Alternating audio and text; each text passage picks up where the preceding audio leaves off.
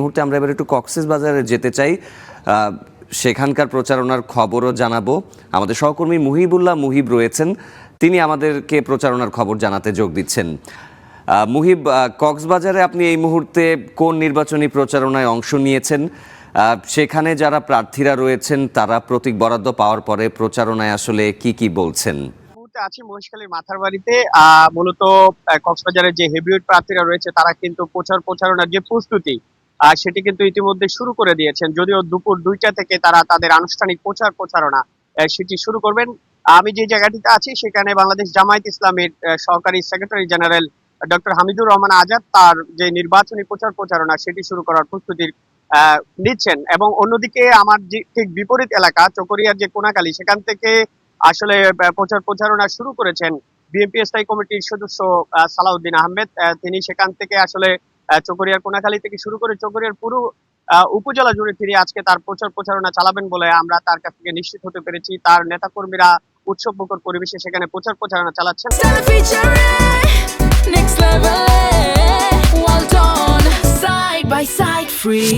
আমি যে জায়গাটিতে আছি সেখানেও কিন্তু ব্যাপক নেতাকর্মীদের সাড়া এখানে ডক্টর হামিদুর রহমান আজাদ তিনি পাচ্ছেন, এবং যে জায়গাটিতে তিনি মূলত দোয়া মাহফিলের মধ্য দিয়ে তার নির্বাচনী প্রচারণা শুরু করছেন, এটি তার শৈশবের মাদ্রাসা, যেখান থেকে তিনি তার শিক্ষা জীবন শুরু করেছিলেন, সেই মহেশখালীর মাতার বাড়ি যে আজিজিয়া উলুম মাদ্রাসা থেকে তিনি তার নির্বাচনী প্রচারণা শুরু করছেন।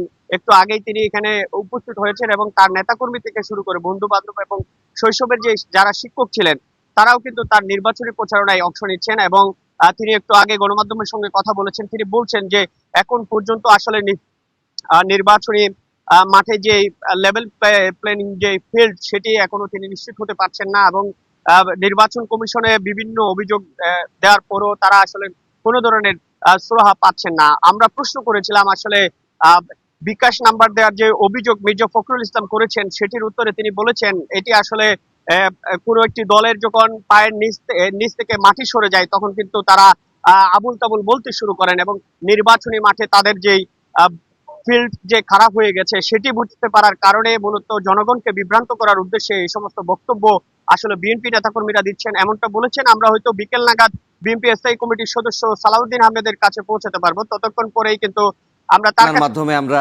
দর্শকদেরকে জানাবো, আপনি সাথেই থাকবেন।